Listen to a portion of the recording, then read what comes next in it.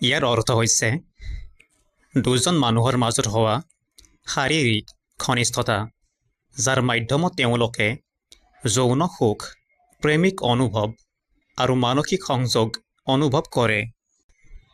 ই কেৱল শাৰীৰিক মিলন নহয়, বহু সময়ত মানুহৰ মাজত ভাৱ অনুভৱ, আকৰ্ষণ, বিশ্বাস, স্নেহ আদি সৃষ্টি কৰে। দুজনৰ ইচ্ছা, বুজাবুজি আৰু সন্মান, এই তিনিটাই ইয়াৰ অত্যন্ত গুৰুত্বপূৰ্ণ অংশ। মানুহৰ জীৱনত এইটো স্বাভাৱিক জৈৱিক প্ৰক্ৰিয়া, আৰু প্ৰেমিকৰ মাজত ঘনিষ্ঠতা বৃদ্ধি কৰিবলৈ এইটো এক বিশেষ মাধ্যম।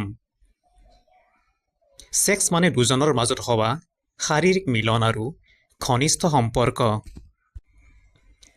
Sex means the biological difference between males and females based on body structure and reproductive organs. Thank you for watching.